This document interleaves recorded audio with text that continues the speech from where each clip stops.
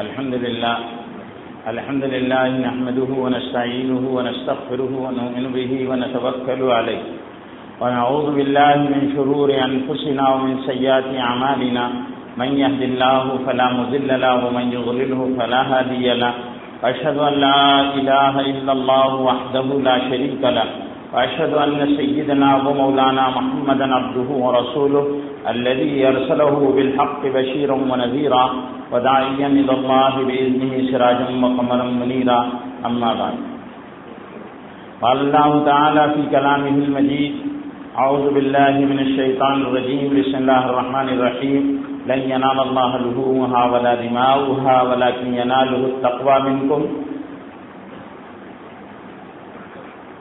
محترم بھائیو بزرگوں،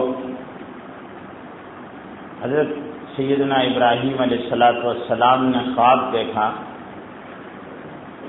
جب وہ اپنے دعوتی مشن سے واپس اپنے اہل و عیال کی خبرگیری کے لیے مکہ پہنچے تو حضرت اسماعیل علیہ السلام اس وقت اس قابل ہو گئے تھے کہ وہ چلنے لگے تھے. انہوں نے خواب دیکھا کہ اور حضرت اسماعیل علیہ السلام کو وہ خواب بیان کیا، یا بنی انی اری فی المنام انی اذبحک فانظر ماذا تری، اے بیٹے میں نے خواب دیکھا ہے. اور خواب عجیب و غریب نوعیت کا ہے کہ میں تجھے ذبح کر رہا ہوں. اس خواب کی اہمیت اس اعتبار سے اور اس کی معنیت اس اعتبار سے بھی ہے کہ حضرت ابراہیم علیہ السلام کو اولاد بڑھاپے میں ہوئی، اور حضرت ابراہیم علیہ السلام کے پہلے بیٹے حضرت اسماعیل علیہ السلام ہیں. اولاد ہر انسان کی طبعی اور بشری خواہش ہے.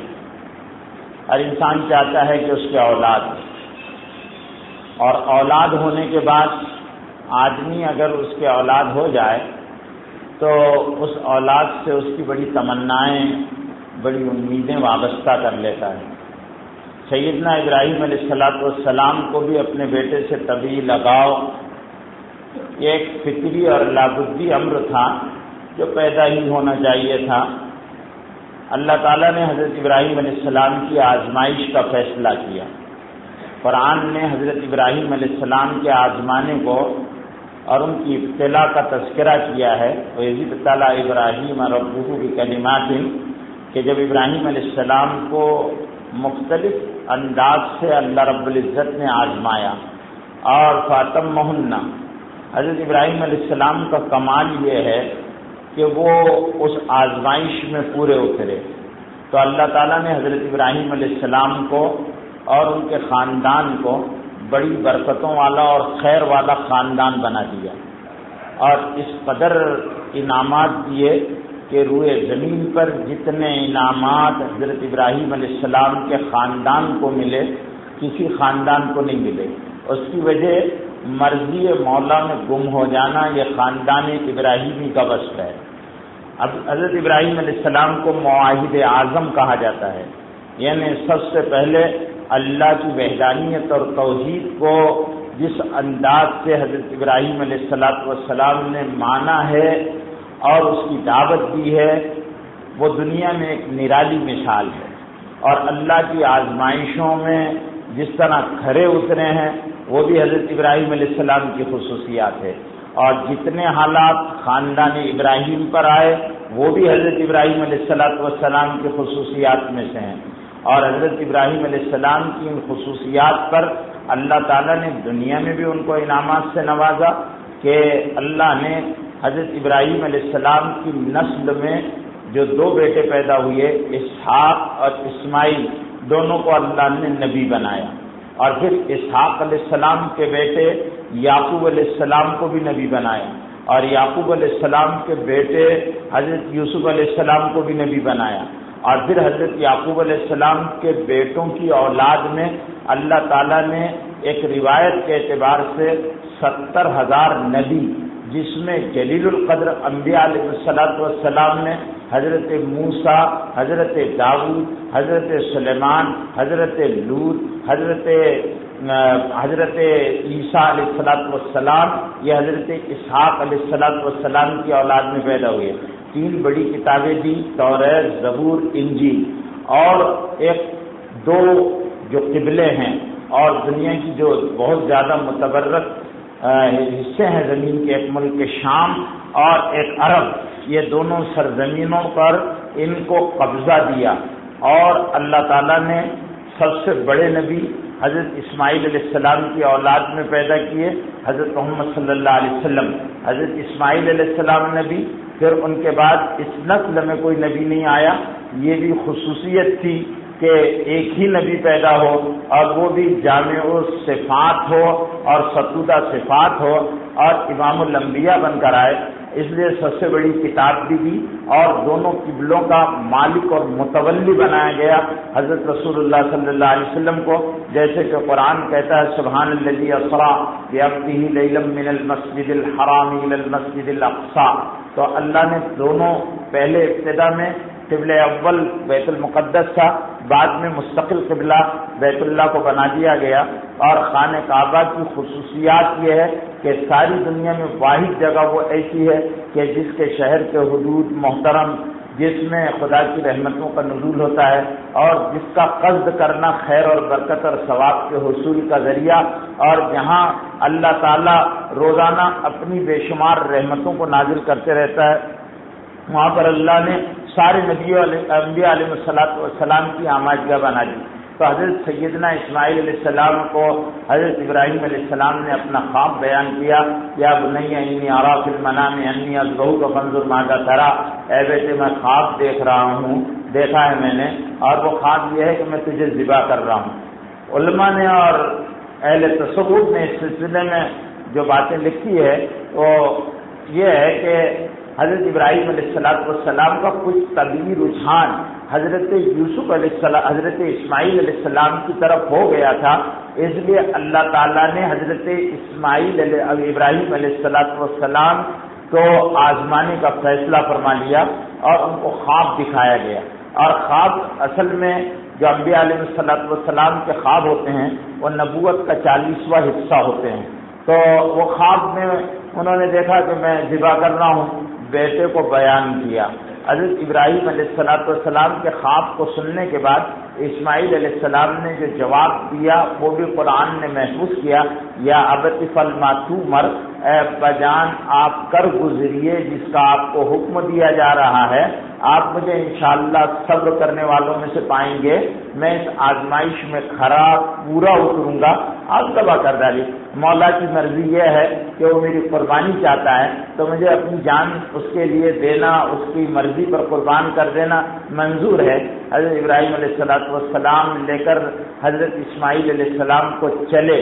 مینا، جن لوگوں نے مینا کی وادی دیکھی ہے اور مسجد خیز دیکھی ہوگی، جنہوں نے وہاں پر ایک مسجد ہے، تو اس کے اوپر ایک پہاڑی علاقہ ہے جس کے دونوں طرف بادشاہ کا محل بنا ہوا ہے. وہاں اس مقام پر حضرت ابراہیم علیہ السلام لے کر گئے اور اسماعیل علیہ السلام کو انہوں نے قبلہ کا رخ کر کر لٹا دیا اور پھر ذبح کرنا کے لیے چھری پھرانے لگے. تو نادیناہ یا ابراہیم، اللہ نے حضرت ابراہیم علیہ السلام کو آواز دی، فدیناہ بذبح عظیم، اور ہم نے ان کو وہ جو قربانی دے رہے تھے اس کا ایک فدیے کے طور پر قبول کر لیا. اور حضرت اسماعیل علیہ السلام کی قربانی وہاں پر اصل میں جسمانی قربانی اللہ کو منظور نہیں تھی، بلکہ حضرت ابراہیم علیہ السلام کو اللہ نبوت دینا چاہ رہے تھے. اور نبوت کے راہ کی جو قربانیاں ہوتی ہے دنیا میں سب سے کڑی، سب سے سخت، سب سے آلام سے اور مسائل سے اور ذمہ داریوں سے بھری ہوئی جو زندگی ہوتی ہے وہ نبیوں کی زندگی ہوتی ہے. اس کے لیے حضرت اسماعیل علیہ السلام کو وقف کروانا مقصود تھا. حضرت اسماعیل علیہ السلام کا بدل جبریل جنت سے ایک دمبا لے کر آئے اور وہ ان کی جگہ ذبح کر دیا گیا۔ اسماعیل علیہ السلام اور ابراہیم علیہ السلام کے جذبے کی یادگار یہ قربانی ہے جو ہر سال پوری دنیا میں مسلمان مختلف جانوروں کی شکل میں قربانی کرتے ہیں۔ تو حضرت ابراہیم علیہ السلام کے واقعات جو ہیں وہ دراصل ایمانی جوش پیدا کرنے والے واقعات ہیں اور ایمان کو تازہ کرنے والے واقعات ہیں۔ حضرت ابراہیم علیہ السلام کی اللہ تعالیٰ نے آزمائش کی، ان کی تمام یادگاروں کو اللہ نے محفوظ کیا، ان کی اور ان کے خاندان کی قربانی، ان کے خاندان کی یادگار، حضرت ابراہیم علیہ السلام کی تعمیر کعبہ کے بعد آباد کاری حرم کی یادگار اور صفا اور مروہ پر دوڑنا، حاجرہ علیہ السلام کی بے قراری کی یادگار اور مقام ابراہیم پر کھڑے رہ کر نماز پڑھنا، سنت ابراہیمی اور قبلے کی طرف رخ کر کے نماز پڑھنا، یہ سب اس خاندان کی برکتیں ہیں جو اللہ تعالیٰ نے اس امت کے لیے اس کو پسند فرمایا، اور ان اعمال کو جو حضرت ابراہیم علیہ السلام نے، حضرت حاجرہ نے اور حضرت اسماعیل علیہ السلام نے کیے تھے اللہ کے حکموں کو پورا کرنے کے لیے اور اس کی روح کو راضی کرنے کے لیے، اللہ تعالیٰ نے اس کو برقرار رکھا تاکہ حضرت محمد صلی اللہ علیہ وسلم حضرت ابراہیم علیہ السلام کی وارث ہے، اور مورث پر ضروری ہے کہ وہ اپنے وارث کی یادگاروں کی حفاظت کرے۔ تو وہ کیسے یادگاریں باقی رہے گی؟ تو اس کو عملی زندگی کی شکل دے دی گئی کہ عملی زندگی کے اندر ان چیزوں کو اپنایا جائے اور کیا جائے۔ تو اس لیے اب حج کے ایام وہاں شروع ہو چکے، موسم حج شروع ہو گیا، ساری دنیا کے مختلف علاقوں سے لوگ پہنچ رہے۔ حضرت ابراہیم نے جب کعبہ بنایا تھا اس وقت کوئی آبادی نہیں تھی، تو اس وقت تو وہاں ایک مزاج نام کے آدمی نے آ کر اپنا پہلا خیمہ گاڑا تھا حضرت حاجرہ سے اجازت لے کر، اور پانی کا زمزم کا کنواں وہاں پر بن گیا تھا، اس سے ان لوگوں نے اپنے جانوروں کو پانی پلانا وغیرہ شروع کیا تھا، اور اس طرح زندگی کے گزارنے کے لیے کچھ لوگ وہاں پر ایک قبیلے کی شکل میں آ کر بس گئے تھے۔ بعد میں دھیرے دھیرے اللہ نے کعبے کو بسایا، جبریل نے حدود حرم کا تعین کیا آ کر، اور پھر وہ شہر برسوں تک انبیاء علیہ السلام کی آمد کا مرکز رہا، اور دنیا کی ایک گزرگاہ تھی قافلوں کی جو وہاں سے گزرا کرتے تھے، اس طرح وہ ایک تبلیغ دین کا ایک مرکز بن گیا، اور اللہ تعالیٰ نے اس کو پورے دنیا کے قلبوں میں بنایا اور ان کی یادگاروں کو اللہ تعالیٰ نے باقی رکھا۔ تو یہ ہے وہ حضرت ابراہیم علیہ السلام کی وہ آزمائشیں۔ پھر حضرت ابراہیم علیہ السلام نے جب خانہ کعبہ کو بنا لیا، حضرت اسماعیل علیہ السلام کی قربانی کے بعد حضرت ابراہیم علیہ السلام کو اللہ نے حکم دیا کہ آپ خانہ کعبہ کی تعمیر کیجئے۔ حضرت ابراہیم علیہ السلام نے خانہ کعبہ کی بنیادوں کو رکھنا شروع کیا، بنانے لگے۔ جب بلند ہو گئی تو وہ ہاتھ نہیں پہنچتا تھا، تو جنت سے پتھر آیا جس کو آج ہم حجر اسود کہتے ہیں، مقام ابراہیم کہتے ہیں۔ حضرت ابراہیم علیہ السلام اس پر کھڑے رہ کر پتھر رکھا کرتے تھے، جبریل لائے تو یہ پتھر کی خصوصیت یہ تھی کہ گھٹتا تھا اور بڑھتا تھا۔ حضرت ابراہیم کو پتھر اٹھانا ہوتا تو پتھر نیچے آ جاتا، پتھر رکھنا ہوتا تو پتھر اوپر چلا جاتا تھا، اس طرح یہ پتھر گھٹتا اور بڑھتا تھا۔ آج بھی حضرت ابراہیم علیہ السلام کے نقش پا اس پر محفوظ ہیں، اور لوگ وہاں پر نماز پڑھتے ہیں، جب طواف پورا کر لیتے ہیں تو وہی مقام ابراہیم کے پاس نماز پڑھی جاتی ہے، اور اسی سے چند فٹ کے فاصلے پر وہ زمزم کا کنواں ہے جو حضرت ابراہیم علیہ السلام اسماعیل علیہ السلام کی پیر کی رگڑ سے اللہ تعالیٰ نے جبریل کو بھیجا تھا، اور انہوں نے اپنا پیر مارا تھا اور وہ زمزم کا چشمہ جاری ہوا تھا۔ تو یہ قربانیاں ہیں۔ اصل میں بندے جب اخلاص کے ساتھ اللہ کی وحدانیت کا اقرار کرتے ہوئے اللہ کو راضی کرنے کی کوشش کرتے ہیں تو اللہ ان کی نیکیوں کو ضائع نہیں کرتے بلکہ ان کی زندگی کو زندگی دے دیتے ہیں اور وہ باقی رہتی ہے اور ہمیشہ ہمیشہ کے لیے۔ آج حضرت ابراہیم علیہ السلام کو دنیا سے جانے کے لیے تقریباً معلوم تاریخ کے اعتبار سے 5000 سال ہو گئے، لیکن 5000 سال سے باقاعدہ اللہ کا کعبہ آباد، صفا آباد، مروہ آباد، زمزم سے لوگ سیراب ہو رہے ہیں، قربانیاں ہو رہی ہے، خانہ کعبہ کی طرف وفود آ رہے ہیں. نبی پہلے آیا کرتے تھے, اب حضور اکرم صلی اللہ علیہ وسلم کے بعد امت محمد صلی اللہ علیہ وسلم کو اللہ تعالیٰ نے وہاں آنے کی ترغیب دی اور حج فرض کر دیا. من استطاع الیہ سبیلا, جو وہاں پہنچنے کی طاقت رکھتا ہے. اس طرح یہ ایک زندہ جاوید یادگار بن گئی خانہ کعبہ آباد. اور یہ مہینہ جو ذی الحجہ کا ہے یہ انہی کی یادگاروں اور قربانیوں کی یاد کو تازہ کرنے کے لیے ہے. اور اصل یہ کوئی واقعے کے طور پر سننے کے لیے نہیں ہے, بلکہ حضرت ابراہیم علیہ السلام کی زندگی کا ولولہ اور جذبہ اور ایمان اور اللہ کی ماننا اور اللہ کی تابعداری اور فرمانبرداری اور اس کے لیے ہر چیز کو نچھاور کر دینا اور قربان کر دینا, یہ وہ چیز ہے جو حضرت سیدنا ابراہیم علیہ السلام کی عملی زندگی کا درس ہے, جو اس امت کے لیے نمونے کے طور پر پیش کیا گیا کہ یہ امت اپنا مزاج بنائے اللہ کو ماننے کا, اللہ کی ماننے کا, اللہ کے لیے ایثار کا, اللہ کے لیے قربانی کا, اور اللہ کے لیے اپنی پیاری اور عزیز چیزوں کو بڑی سے بڑی چاہے وہ کتنی محبوب چیز کیوں نہ ہو, اللہ اگر اس کا مطالبہ کر دے تو اس کو اللہ کے لیے قربان کر دینے کا یہ ہے وہ یادگار چیزیں. تو اس سلسلے میں یہ مہینہ جو ہے اس اعتبار سے سال کا آخری مہینہ ہے ذی الحجہ, حج والا مہینہ. اور اس مہینے کے بارے میں فضیلتوں میں آتا ہے کہ اس کا عشر اول کی اللہ نے قسم کھائی ہے قرآن میں, والفجر ولیال عشر. لیال عشر سے مفسرین نے یہ 10 راتیں مراد لی ہے جو 1 ذی الحجہ سے لے کر تو 10 ذی الحجہ تک رہتی ہے. یہ راتیں بڑی مبارک, بڑی برکت والی, بڑی خیر والی اور بڑے انعامات والی راتیں ہیں. والفجر ولیال عشر, اللہ نے ان راتوں کی قسم کھائی ہے. والفجر ولیال عشر, کہیں کی قسم کھائی ہے. اور اس کے بارے میں حدیث میں آتا ہے, روایتوں میں آتا ہے کہ جس نے عشر ذی الحجہ کے روزے رکھے, یعنی 9 روزے 1 ذی الحجہ سے لے کر 9 ذی الحجہ تک, اس نے گویا 1 سال پہلے کے اور 1 سال بعد کے روزے رکھے. اور مسلم شریف کی روایت میں ہے کہ جس نے عشر ذی الحجہ کے روزے رکھے اس نے 1 سال کی مکمل اور کامل عبادت کا ثواب حاصل کیا. اور ایک روایت میں آتا ہے جس نے عشر ذی الحجہ کے روزے رکھے اس نے 1 سال کے روزے رکھے. اور عرفے کا روزہ تمام سال بھر کے روزوں میں رمضان کے روزے فرض ہے, نفل روزوں میں سب سے افضل روزہ اور سب سے زیادہ ثواب والا روزہ اور سب سے بڑا روزہ 9 ذی الحجہ عرفے کا روزہ ہے, جو حاجی پر نہیں ہے. حاجی کے لیے عرفے کا روزہ نہیں ہے, غیر حاجی کے لیے روزہ رکھنا یہ سب سے زیادہ افضل روزہ ہے 9 ذی الحجہ کا. باقی ایام کے روزے بھی رکھنے چاہیے, اس لیے کہ بڑے ثواب سے اللہ تعالیٰ کی طرف سے وعدے ہیں.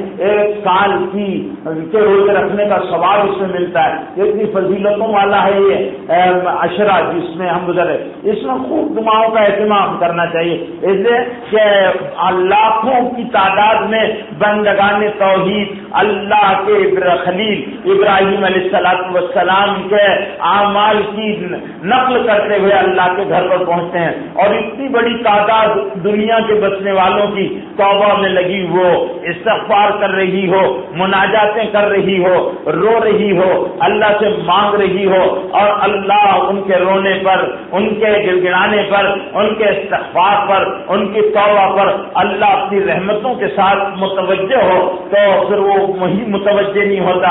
دنیا کے ہر گوشے پر اللہ اپنے بندوں کی طرف متوجہ ہوتا. تو یہ عشرہ گڑگڑانے کا, رونے کا, معافیوں کے مانگنے کا, اس کی راتیں بڑی برکت والی, اس کے دن بڑے خیر والے ہیں. اس کو اس طرح ضائع نہیں کر دینا چاہیے کہ آدمی اس عشرے کو غفلتوں اور لاپرواہیوں کی نظر کر دے, بلکہ اہتمام کریں. اس میں ایک چیز اور حضور اکرم صلی اللہ علیہ وسلم نے تعلیم فرمائی کہ جن لوگوں پر قربانی ہے وہ جس طرح حاجی پراگندہ بال آتا ہے, اپنے بال نہیں کاٹتا, پراگندہ حال آتا ہے, اس طرح سے غیر حاجی بھی جو اپنے مقام پر رہتا ہے اپنی داڑھی نہ کاٹے, اپنے بالوں کو نہ ترشوائے, نہ کاٹے, اور اپنے ناخن بھی چھوڑ دے, اور بالکل یہ اللہ کے لیے چھوڑنا ہو, نہ داڑھی کاٹے. چاند نظر آ گیا ذی الحجہ کا تو داڑھی نہیں, مونچھ نہیں, ناخن نہیں, یہ نہیں, بس یہ اس لیے کہ حاجیوں سے مشابہت ہے. اور یہ عمل مستحب ہے، اور اس کو جن لوگوں پر قربانی واجب نہیں ہے علماء نے لکھا ہے اور روایت حدیث سے بھی آتا ہے کہ وہ بھی حاجیوں سے مشابہت اختیار کرے اور اپنے ناخن نہ کاٹے، اپنے بال نہ کاٹے اور اپنے چہرے کو اور اپنے بالوں کو چھوڑ دے تاکہ مناسبت اور مشابہت ان کے ساتھ پیدا ہو جائے، اور اسی طرح ابتحال و انکساری میں، عاجزی اور تواضع میں، تذلل اور بندگی میں، عبودیت میں اور روزے میں خوب آدمی کوشش کرے۔ اس کے بعد ایک اور مرحلہ آتا ہے کہ اس میں 5 دن ایام تشریق کے ہیں، اور حج کے ایام میں حج تو شروع ہوتا ہے 8 ذی الحجہ سے، جو آدمی مینا کو جاتا ہے، 9 کو عرفات میں رہتا ہے، 10 کو مزدلفہ میں فجر پڑتا ہے، اشراق تک رہتا ہے، پھر مینا کے خیموں میں آ کر باقی مناسک حج یعنی جمرہ عقبہ کی رمی کرتا ہے، حلق قربانی کرتا ہے، حلق کرتا ہے، طواف زیارت کرتا ہے اور مینا میں رات کا قیام کرتا ہے۔ پھر اس کے بعد یہ حج ہے 13 ذی الحجہ تک ایام حج ہے۔ اسی طرح ایام تشریق ہے، 9 ذی الحجہ کی صبح سے لے کر 12 کی عصر تک ایام تشریق شروع ہو جاتے ہیں۔ ان میں اللہ کو ایک کلمہ بہت پسند ہے اور اس کو تکبیر تشریق کہتے ہیں۔ حاجی کا لبیک جس طرح اللہ کو پسند ہے، غیر حاجی کا ان ایام میں اللہ اکبر اللہ اکبر لا الہ الا اللہ واللہ اکبر اللہ اکبر وللہ الحمد، یہ ہر نماز کے بعد ایک مرتبہ، فرض نماز کے بعد بآواز بلند آدمی اس کو کہے اللہ اکبر لا الہ الا اللہ واللہ اکبر اللہ اکبر وللہ الحمد، ہر نماز فرض کے بعد ایک مرتبہ، اور یوں بھی کثرت کرے، خاص طور سے 10 ذی الحجہ کو یعنی عید الاضحیٰ جس دن ہوتی ہے اس کی صبح میں خوب آدمی اس تکبیر کی زیادتی کو کرے، اور عید کی نماز پڑھنے کے لیے آ رہا ہو تو راستے سے بلند آواز سے اللہ اکبر لا الہ الا اللہ واللہ اکبر وللہ الحمد، اللہ بڑے اللہ اکبر سب سے بڑے اللہ اللہ اکبر لا الہ الا اللہ کے سوا کوئی عبادت کے لائق نہیں، اللہ اکبر وللہ الحمد، اور اللہ ہی کے لیے تمام تعریف ہے۔ یہ کلمات کو خوب کثرت کرے، پھر عید کی نماز پڑھ کر جب واپس جا رہا ہو راستہ بدل کر قربان گاہ کی طرف جائے، اپنے جانور کو ذبح کرے اور پھر اپنے جانور کی قربانی کا گوشت کھائے، پھر اس کے بعد اپنی جو بڑی ہوئی مونچھیں ہیں ان کو کتروا لے، زیر ناف کو صاف کر لے۔ حالانکہ عید کے دن زیر ناف صاف کرنا اور اپنے بغل کے بالوں کو صاف کرنا یہ مستحب ہے، لیکن عید الاضحیٰ میں نہیں۔ عید الاضحیٰ میں اسی حالت میں آنا، جب اپنے جانور کی قربانی کر دے تو پھر اپنے چہرے کو صاف، جن پر قربانی واجب نہیں وہ اپنے چہرے کو صاف کر سکتے ہیں، لیکن وہ بھی بہتر یہ ہے کہ عید کی نماز کے بعد کرے۔ بعض لوگوں نے کہا عید کی صبح میں کر سکتے ہیں جن پر قربانی واجب، اور قربانی جن پر ان کے لیے مستحب یہ لکھا ہے کہ اپنے قربانی کے جانور کو ذبح کرنے کے بعد کریں اور خوب اللہ اکبر کی تکرار کرتے رہیں۔ آدمی بھول جائے تو جب یاد آ جائے پھر وہ اللہ اکبر لا الہ الا اللہ اکبر وللہ الحمد کی تکرار کرے۔ یہ کلمات اللہ کو بہت زیادہ پسند ہے تو ان کی کثرت کرنا چاہیے۔ اس دن 10 ذی الحجہ کی جو رات ہوتی ہے یہ رات بڑی افضل رات ہے۔ بعض علماء نے عرفے کی رات کو لکھا ہے، لیکن عرفے کی جو رات ہے وہ مزدلفہ میں گزارنے والوں کے لیے بعض نے لیلۃ القدر سے بھی افضل رات لکھا ہے، بعض نے لیلۃ القدر کے برابر ثواب میں اس کو رات لکھا ہے، اور اسی طرح عید کی جو رات ہوتی ہے وہ رات اللہ کے یہاں انعام کی رات ہوتی ہے، لیلۃ الجائزہ ہوتا ہے، یعنی 8 دن 9 دن آدمی نے روزے رکھے، عرفے کا روزہ رکھا، رات انعام کی رات ہے، دن قربانی کا دن ہے، اللہ کے یہاں عید کا دن بندوں کے ساتھ یوم الجائزہ، اور رات لیلۃ الجائزہ انعام کی رات ہے، اللہ کے یہاں سے بدلہ ملتا ہے۔ اللہ یباہی بہم الملائکہ، اللہ فرشتوں پر فخر کے طور پر فرشتوں سے کہتے ہیں میرے بندے میری طلب میں آئے ہیں، تو اللہ خوش ہوتے ہیں اور تم گواہ ہو یہ جو مانگ رہے ہیں میں ان کو دے رہا ہوں، جو مانگنے کے لیے یہ جمعے کا دن اللہ سے عید کا دن اللہ سے مغفرت کے طلب کرنے کرنے کا دن ہوتا ہے، اللہ کے انعام کا دن ہوتا ہے. اور جن لوگوں پر قربانی واجب ہے تو ان کو قربانی کرنا چاہیے. قربانی کن پر واجب ہے؟ جن پر زکوٰۃ فرض ہے ان پر قربانی واجب ہے. زکوٰۃ 7.5 تولے سونا یا اتنی رقم ہے، یا 52.5 تولے چاندی یا اتنی رقم ہے، یا مال تجارت ہے، تو آدمی پر قربانی واجب ہے. قربانی آدمی اپنی طرف سے قربانی کرے، قربانی اپنی طرف سے، نابالغ اولاد کی طرف سے قربانی نہیں ہے. بیوی اپنی قربانی کرے. بالغ اولاد اگر باپ کے ساتھ کاروبار میں شریک ہے تو بالغ اولاد کی قربانی بھی باپ کے ذمے ہوگی. اور اگر بالغ اولاد اپنی کاروبار الگ کرتے ہیں تو وہ اپنی قربانی اپنی طور سے دیں گے. ان کی اپنی ذمہ داری ہے کہ وہ اپنے واجب کو ادا کریں. قربانی میں بکری، بھیڑ اور بھینس، اونٹ اور گائے، بیل، یہ قربانی کے جانور ہیں، ان کو ذبح کیا جائے گا. البتہ بکری اور بھیڑ میں ایک کے طرف سے ہوگا، لیکن جو بڑے جانور ہیں ان میں ایک جانور میں 7 حصے ہوں گے اور اس میں 7 لوگ بھی شریک ہو سکتے ہیں. ایک حصہ اگر کسی نے دے دیا تو اس کی واجب قربانی ادا ہو جائے گی. قربانی کا 10 ذی الحجہ کو کرنا افضل ہے. اگر کوئی کسی وجہ سے 10 ذی الحجہ کو نہ کر سکا 11 کو کرے.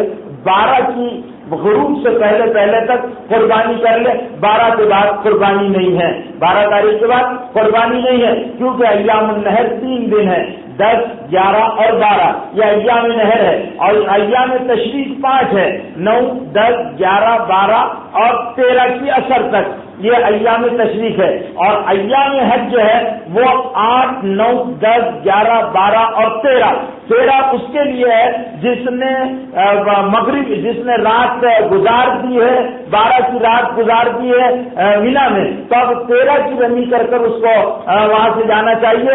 اگر اس نے 13 کی رمی نہیں کی تو پھر اس پر جرمانہ لازم آئے گا، اس کو دم دینا پڑے گا. اس لیے تو اس نے رمی چھوڑ دی ہے، اس کو رمی کرنا چاہیے، جو اس پر رمی باقی رہ جائے گی. تو یہ ایام بڑے خیر اور برکت والے ہیں.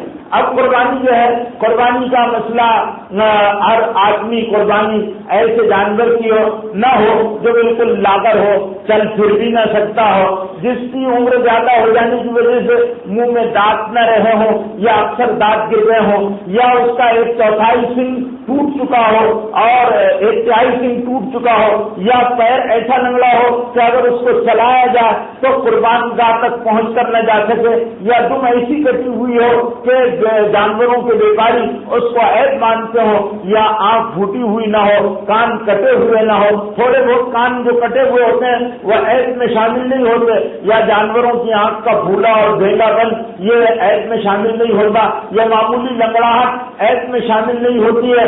باقی تھوڑے سنگ جو کاٹ دیے جاتے ہیں خوبصورت بنانے کے لیے وہ عیب میں شامل نہیں ہوتے ہیں. یہ سارے جانور فرقہ ہو، آدمی نے اس کو پہلے سے لیا ہو اور اس کو کھلایا ہو، اپنے سے ہلا لیا ہو، یعنی ایک انسیت پیدا ہو گئی ہو جانور سے، یہ مستحب عمل ہے کہ جانور کو آدمی اپنے سے مانوس کر لے جس جانور کی وہ قربانی دے رہا ہے. قربانی جو ہے وہ مخصوص جانوروں کو خون بہانا نہیں ہے بلکہ اللہ کی رضا ہے. جانور خون بہانے کا نام نہیں ہے بلکہ یہ اللہ کی رضا ہے. اس لیے کہ قرآن میں اللہ نے فرمایا لن ینال اللہ لحومہا، اللہ کو تمہارا گوشت نہیں پہنچتا. گوشت تو ہم ہی لوگ کھاتے ہیں اور خڈاس بھر دیتے ہیں. لن ینال اللہ لحومہا، اللہ کو ہرگز تمہارا گوشت نہیں پہنچتا. لن ینال اللہ لحومہا ولا دماؤہا، اور نہ خون پہنچتا ہے. ولکن ینالہ التقوی منکم، لیکن لوگوں اللہ کے پاس تقوی پہنچتا ہے کہ آپ نے کس نیت اور جذبے کے ساتھ قربانی کی ہے. اب ہمارے یہاں ایک فیشن جو بنتا جا رہا ہے کہ جانوروں کو باقاعدہ بڑے بڑے مہنگے اور قیمتی جانور خریدے جاتے ہیں اور اس میں مباحات اور فخر ہوتا ہے. فلانے نے 70,000 کا لیا، فلانے نے 50,000 کا لیا، فلانے نے 1 لاکھ کا لیا. ابھی کوئی سنا رہا تھا مجھے واللہ عالم بالصواب کہ ناسک میں ایک جانور کی قیمت 13,40,000 روپئے میں مانگا ہے، 9 لاکھ یا 13,40,000 میں مانگا، لیکن اس نے نہیں دیا. بمبئی کا کوئی لینے کے لیے گیا تو اس نے نہیں دیا اور وہ واپس آ گیا. تو یہ کوئی ثواب کا کام نہیں ہے 13 لاکھ کی اور 14 لاکھ کی. قربانی کرنا ورنہ عقل مندی بھی نہیں ہے. انتہائی پرلے درجے کا احمق اور بیوقوف آدمی وہ ہوگا جو اتنا مہنگا جانور قربان کرے گا. ہاں بھی قربانی کرنا ہے. اللہ کے رسول صلی اللہ علیہ وسلم نے اپنی حجۃ الوداع کے موقع پر 63 اونٹ قربان کیے. آپ کو جانور قربان کرنا ہے تو اللہ کی رضا کے لیے زیادہ سے زیادہ جانور قربان کر سکتے ہیں, کتنے بھی کر سکتے ہیں. ایک آدمی ایک ہی حصہ یا ایک ہی جانور نہ کرے, بلکہ اگر حوصلہ ہے اور جذبہ ہے اور دل بڑا ہے تو پھر خوب جانور قربان کرو اللہ کو راضی کرنے کے لیے, اور وہ گوشت ہے وہ لوگوں میں تقسیم کیا جائے اور اللہ راضی ہو جائے. لیکن یہ اتنے مہنگے مہنگے جانور خریدنا, اس میں کوئی لاجک نہیں ہے, کوئی عقل مندی نہیں ہے, کوئی منطق نہیں ہے. ہاں خوبصورت جانور ہو, ذرا اچھا دکھانے میں فربا ہو, یہ ہے, لیکن صورتی ہو, کھلاڑی ہو, یہ ضروری نہیں ہے.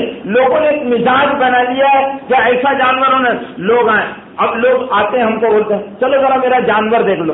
کیوں دکھا رہا ہے یہ جانور؟ یہ جانتا ہے کہ مولانا دیکھو بہت بھاری جانور لایا تو نے.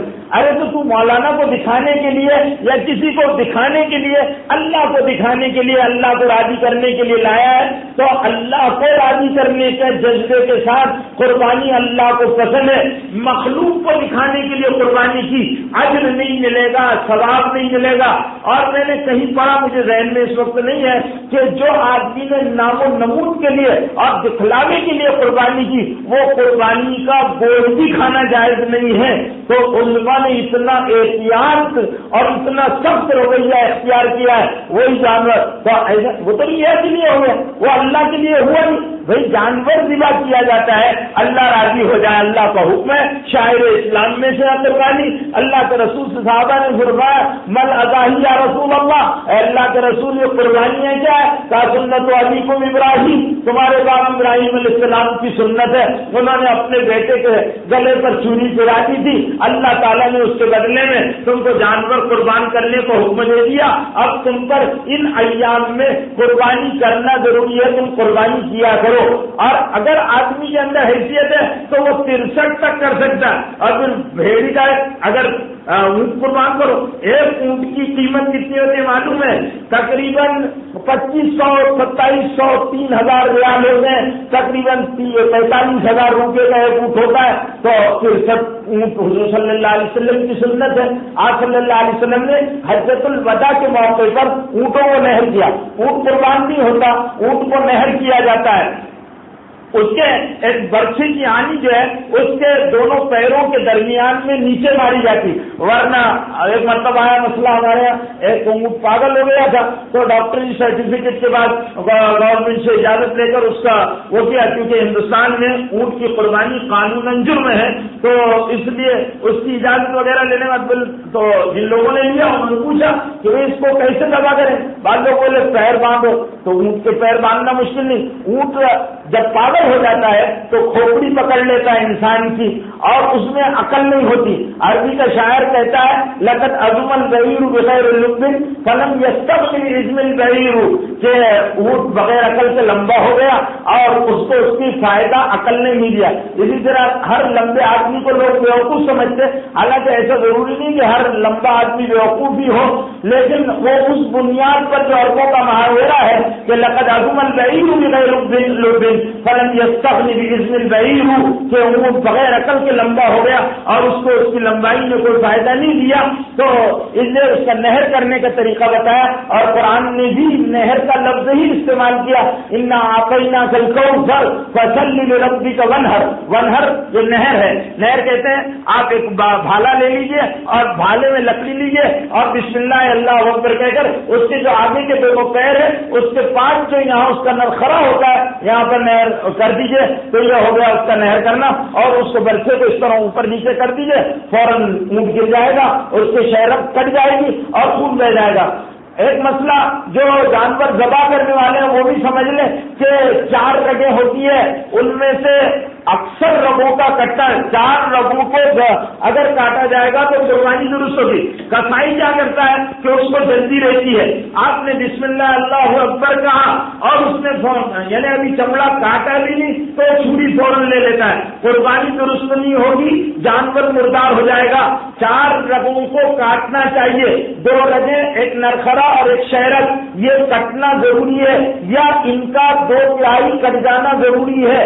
اگر 3 حصہ کٹ جائے گا تو قربانی درست ہو جائے گی. اس لیے کسائی لوگ کیا کرتے ہیں, جانور کو ٹھنڈا کرنے کے لیے فوراً آپ کے ہاتھ میں سے چھری لے گا اور اس کے دل میں مار دے گا, اس سے کہ جانور ٹھنڈا ہو جائے. یہ طریقہ غلط ہے, اس سے کسائی کو روکنا چاہیے اور اطمینان کے ساتھ, اور اس طرح سے بسم اللہ اللہ اکبر کہہ کر چھری تیز ہو, پورا زور لگا کر بسم اللہ اللہ اکبر کہہ کر آپ اس کے چمڑے کو کاٹ کر پھر پوری طاقت لگا کر نیچے کی طرف پہلے دیں تو اس سائڈ کی رگ کٹے گی, یہ جو ابری ہوئی رگ ہوتی ہے یہ کٹے گی. پھر آپ کریں گے تو نرخرا اس کی سانس کی نالی کٹے گی, پھر اس کے بعد شہرت کٹے گی, پھر آخری رگ کٹے گی. اس طرح آگے لے کر پھر نیچے گھمائیں گے, کب جا کر جانور کٹے گا اور اس کی ذبیحت صحیح ہوگی. اس کا خاص طور سے ذبح کریں.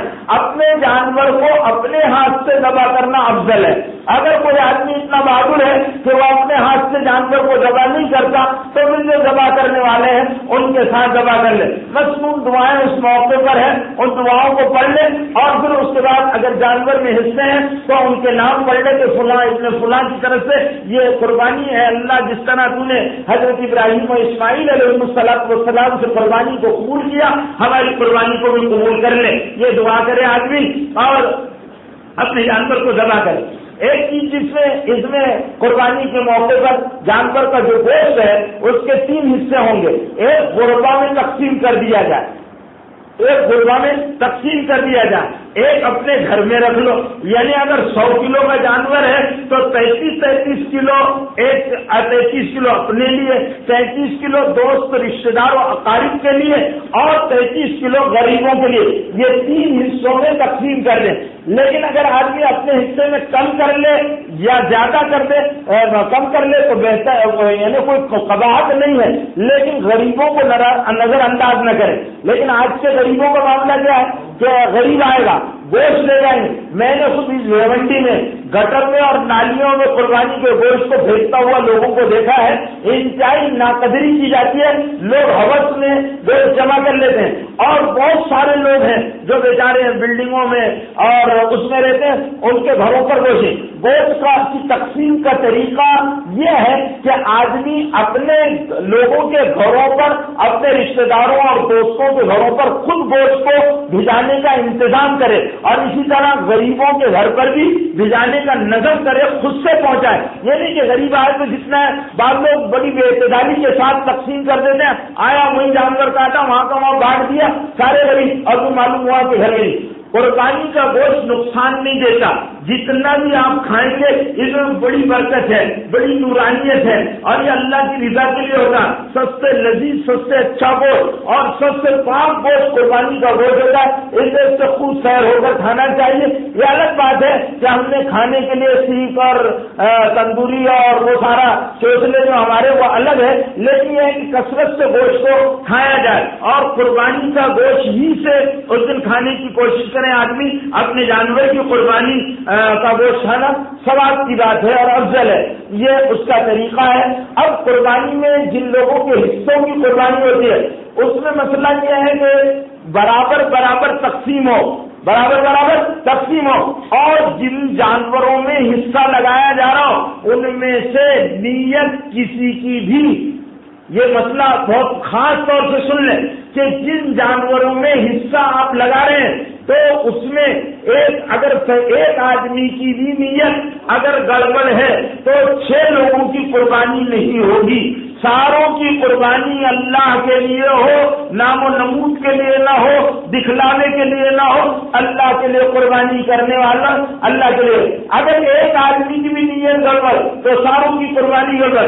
دوسرا مسئلہ کہ گوشت اٹکل پچیوں سے تقسیم نہ ہو, 7 حصے جن جانوروں میں ہوتے ہیں ان میں اٹکل بچوں کے ساتھ نہ ہو کہ بھائی ایسا یہ اتنا تم اتنا میں کلیجی لے لوں تم گردہ لے لو وہ دل لے لے وہ پیر لے لے، ایسا نہیں، بلکہ ساری چیزیں برابر برابر تقسیم کی جائے گی وزن کے ساتھ، اور وزن میں بھی کمی یا پھر برابر حصے کر کہ اس میں کمی بیشی نہ ہو، کب قربانی درست ہوگی ورنہ قربانی درست نہیں ہوگی۔ بعض لوگ اداروں میں جانوروں میں حصہ لگا لیتے ہیں اور ادارے والے ان کو جانوروں میں گوشت لگے گا یا نہیں لگے گا، بغیر گوشت والی قربانی ہے کہ گوشت والی قربانی؟ بھائی آپ کو تو جانور قربانی کا گوشت کھانا چاہیے، وہ ثواب کی چیز ہے، تو اس طرح کی فراخ دلی سے کام بھی نہ لیں بلکہ اپنے جانور کی قربانی کے حصے میں سے آپ گوشت لیں اور باقاعدہ اپنا پورا حصہ لیں، ایسی ہی جگہ حصے لگائیں جہاں کو تاکہ آپ کے عزیزوں قریبوں اور غریبوں میں آپ اپنی قربانی کا گوشت تقسیم کر سکتے ہو، کیونکہ وہ مقصود شریعت کا غربا پروری ہے، مقصود شریعت کا قرابت داروں کی دل جوڑی اور ان کے ساتھ دلوں کا جوڑنا ہے، اور مقصود شریعت کا اپنے اہل و عیال پر وسعت ہے، رزق میں یہ اس کا مادی فائدہ ہے۔ رہ گیا اس کے معاملے میں نہ چمڑا دے سکتے ہیں، نہ سنگ دے سکتے ہیں، نہ کھر دے سکتے ہیں، کسائی کو اجرت میں جانور کی رسی بھی نہیں دے سکتے، جانور کی رسی، جانور کے کھر، جانور کا چمڑا، یہ سب کی سب چیزیں صدقہ کی جائے گی، صدقہ کی جائے گی، صدقے کی چیزیں اس میں استعمال خود نہیں کر سکتے، ہاں آدمی اس کو کسی کو صدقہ کر دے اور اس کو دے دے ضرورت مند کو، مزدوری میں نہیں دیا جا سکتا۔ قربانی کا گوشت غیر مسلم بہت سارے آتے ہیں ان کو دیا جا سکتا ہے، بعض جو قومیں ہندوستان میں گوشت کھاتی ہے ان برادران وطن کو بھی قربانی کا گوشت دیا جا سکتا ہے، منع ہی نہیں ہے کیونکہ قربانی کا گوشت دوسرے بھی لوگوں کو دیا جا سکتا ہے۔ اور قربانی کے گوشت کو عرب اس کو سکھایا کرتے تھے، قربانی کا گوشت سکھانا، سکھا کر رکھنا، سکھا کر کھانا، یہ اس میں کوئی قباحت نہیں ہے، بلکہ تشریح اسی لیے کہتے ہیں کہ تشریح کے معنی ہوتے ہیں گوشت کا سکھانے کا عمل، تو یہ ان کے یہاں ہوا کرتا تھا، اس لیے ان ایام کو ایام تشریح کہہ دیا گیا جن ایام میں گوشت کو سکھایا جاتا ہے۔ تو ایک معنی لغت میں تشریح کے یہ بھی ہے کہ گوشت کا سکھانا، تو اس اعتبار سے بھی ان کا گوشت کے سکھانے میں قباحت نہیں ہے۔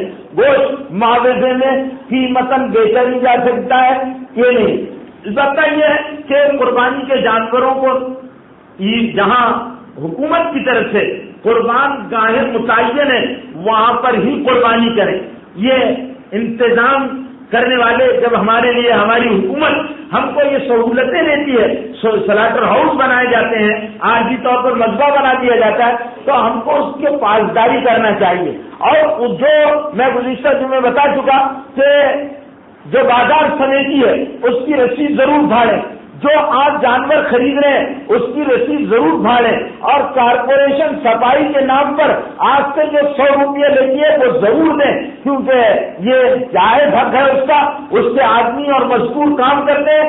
جس آدمی نے صفائی کی مد میں پیسہ نہیں دیا اس نے گناہ کا کام کیا، اس نے لوگوں کا وہ جو صفائی کرنے والے ہیں ان اللہ کے بندوں کا حق مارا، گناہگار ہوگا۔ لوگ اس کو ہوشیاری نہ سمجھیں، شریعت کا مسئلہ ہے کہ وہ ان کا جائز حق تھا، وہ آپ یہاں کی اوڑھنی اٹھا کر پھینکیں گے، خون پھینکیں گے، دوائیں ڈالیں گے اور آپ ان کو ان کا جائز حق نہیں دیں گے، تو یہ آپ غصب کریں گے، گناہ کا کام کریں گے اور یہ انتہائی غلط کام ہے اس کا پیدا۔ اسی طرح بازار سمیتی وہاں جانور آتے ہیں، جانور گندگی کرتے ہیں، جانور والے وہاں کرتے، تو وہاں سے آپ نے جانور خریدا ہے، آپ کو اس کا پیسہ دینا ہے۔ اسی طرح آپ کے پاس ایک پروف چاہیے کہ آپ نے جانور خریدی کا ہے، تو اس کے لیے بھی یہ ناجائز چیز نہیں ہے، اس کا ہم لوگ احتیاط نہیں کرتے، جو شرعاً درست نہیں ہے۔ قربانی کرنے والے اس باتوں کا خیال نہیں کرتے، اس کا خیال کریں۔ ایک چیز اور اوڑھنی ہے تو کہیں بھی ڈال دیتے ہیں، راستوں میں لا کر ڈال دیتے ہیں، نہیں، ایک جگہ جہاں ڈیپو بنا دیا گیا وہاں ڈالیں اور منتظمین اس کو اٹھا کر پر پھکوانے کا انتظام کرتے ہیں اس کا خاص خیال رکھیں کہ کہیں بھی، ورنہ آپ دیکھیں گے کئی دن تک خون اور اوجڑی اور بیلوں کی دم اور بیلوں کے کھر اور بیلوں کی سنگ اور یہ ساری چیزیں اس میں راستوں پر پڑی ہوئی ملتی ہے، یہ سب غلط بات ہے۔ ایک چیز اور، جب جانور ذبح کرتے ہیں تو ذبح کرنے والے خون آلود لباس لے کر اور چھریاں لے کر راستوں پر بے احتیاطی کے ساتھ پھرتے ہیں، جس سے ہمارے ملک میں رہنے والے دوسرے جو لوگ ہیں برادران وطن ہیں ان کی دل آزاری ہوتی ہے، اور اسلام کسی قوم کی دل آزاری کہ اپنے مذہبی فرضوں کو ادا کرنے کے لیے آپ دوسروں کو تکلیف پہنچائیں اس کو جائز قرار نہیں دیتا۔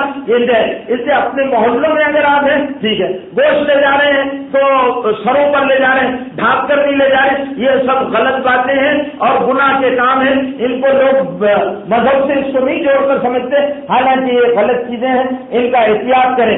جہاں جانور لانے میں جو ہنگامہ ہوتا ہے جانور لے جانے کے لیے، جانور لے جانے میں بے احتیاطی نہ برتیں۔ حکومت ہم کو تعاون کرتی ہے، ہم کو بھی اس کو تعاون کرنا چاہیے۔ اور اس نے ہم کو بتایا ہے کہ بھائی آپ کے جانوروں کو آپ پردہ ڈال کر رکھیں، بلا وجہ شہر لے کر گھومو مت، پردے میں رکھو، اس لیے کہ یہ قانون کی مدد کرنا ہے۔ آپ کو اس ملک میں اتنی آزادی کے ساتھ مذہبی احکامات کی ادائیگی میں کرنے کا موقع ملتا ہے، اور جگہ اتنی سہولیات نہیں ہے۔ میرے بھائیوں یہ بھی اللہ کا انعام ہے، اس کی قدر کرنا چاہیے اور قانون کا ہم کو ساتھ دینا چاہیے۔ بڑی بدنظمی ہمارے لوگ ایسے موقع پر جذباتی ہو کر عجیب عجیب حرکتیں کرتے ہیں، ہمارے لیے ہم کو ایسے کام نہیں کرنا جس سے رکاوٹیں اور ہمارے فرائض کی ادائیگی میں کوئی کسی قسم کی تکلیف آئے، ہم خود اپنے ہاتھوں سے برائیوں کو دعوت دیتے ہیں۔ تو یہ چیزوں کا لحاظ رکھیں قربانی کرنے والے، اور قربانی کا جانور جو ہے وہ قربان گاہ پر ذبح کریں لائیں۔ جو لوگ ٹیریسوں پر اور گھروں میں یا اپنے کارخانوں میں کرتے ہیں وہ صفائی کا خود ذمہ دار ہے، صفائی کریں اور اس کے کچرا پٹی میں ڈالیں۔ یہ طہارت کا اسلامی فلسفہ ہے اور نظام ہے تاکہ جراثیم نہ پھیلیں، لوگوں کو تکلیف نہ ہو۔ الطہور شطر الایمان، اللہ کے نبی نے پاکی کو آدھا ایمان قرار دیا۔ آدھا ایمان ہے، آدھا ایمان باقی چیزیں، اب آدھا ایمان بھی مسلمانوں کے گندگی ہے، اوپر سے پھینک دے رہے سامان اور گندگی اور کچرا، یہ ساری چیزیں مسلمانی تہذیب کے اسلامی تہذیب کے شایان شان نہیں ہے۔ اسلام نظافت کا، طہارت کا، پاکیزگی کا، پاکیزگی کا، پاکبازی کا، طہارت کا نظام رکھتا ہے اور اس کی ترغیب و تعلیم دیتا ہے۔ اس لیے قربانی کے جانوروں کو اس طرح شوبازی اور نمائش کے لیے نہ کریں۔ بعض لوگ جانوروں کی فوٹو کھینچتے ہیں اور باقاعدہ لوگوں کا چاند رات میں بعض لوگ جانور کے بھیڑوں کا اور بکروں کی ٹکر کراتے ہیں۔ قربانی کے جانور کو اس ٹکر سے ایزا ہوتی ہے، یہ ایزا جانور کو دینا یہ بھی گناہ ہے۔ یہ ٹکر کرانا اور مقابلے کرانا یہ چیزیں نہیں کرنا چاہیے اور اس کی بالکل سختی سے بچنا چاہیے۔ بعض لوگ یہ کرتے ہیں کہ قربانی کی رات میں نوجوانوں کو میں نے دیکھا ہے کہ وہ بڑے جانور جو مہنگے مہنگے جانور آتے ہیں وہاں دیکھنے کے لیے بھیڑ رہتی ہے اور دیکھنے والے آتے ہیں ہر جگہ تو دیکھنے کے لیے پہنچتے ہیں۔ جیسے ہمارے ملک میں لوگ گنپتی بٹھاتے ہیں تو بڑی گنپتی کس کی بیٹھی، چھوٹی گنپتی کس کی بیٹھی، تو دیکھنے کے لیے کھٹ کا کھٹ اور مچا جاتا ہے۔ ایسی یہ بیوقوف بیل خریدنے والے جو ہیں عقل کے بیل، یہ اپنے جانوروں کی نمائش کرتے ہیں اور اس طرح ان کے یہاں فوٹو گرافی ہوتی ہے اور لوگوں کا، نوجوانوں کا ایک میلہ لگا ہوا رہتا ہے۔ یہ چیز قابل قبول نہیں ہے۔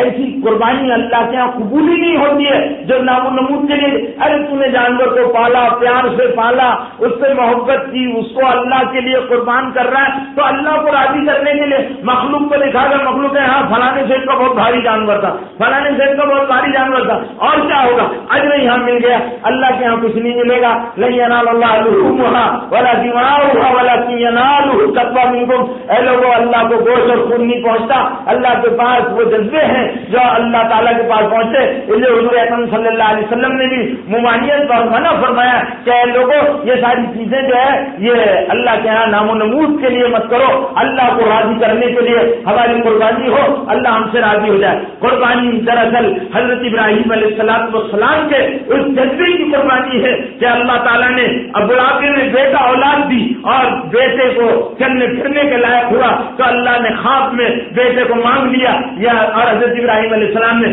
دراصل قربانی بیلوں کے گردنوں اور بھیڑوں اور بکروں کے گردنوں پر چلنے والی چھری کا نام نہیں ہے. میرے بھائیوں، نفسانیت اور انانیت میں ڈوبے ہوئے خواہشات کے خلاف اور نفسانیت کے بندوں کو اپنے نفسوں کی قربانی کرنا ہے کہ ہم اللہ کے لیے نفسانیت نہیں چھوڑ سکتے، خواہشات نہیں چھوڑ سکتے، انانیت نہیں چھوڑ سکتے، ابدیت نہیں اختیار کر سکتے، اللہ کی رضا کا جذبہ نہیں اختیار کر سکتے. یہ ہے وہ قربانی کا پیغام. اللہ کو راضی کرنا، اس کے لیے اپنے نفس پر قربانی کرنا، اپنے خواہشات کو قربان کرنا. اللہ جن چیزوں سے ناراض ہوتا ان چیزوں کو چھوڑ دینا، اللہ جن سے راضی ہوتا ہے ان کو اختیار کرنا. یہ قربانی کا فلسفہ، یہ قربانی کا پیغام ہے. اللہ تعالیٰ ہم کو حقیقی اور صحیح معنوں کی قربانی نصیب فرمائے. وآخر دعوانا الحمدللہ رب العالمین.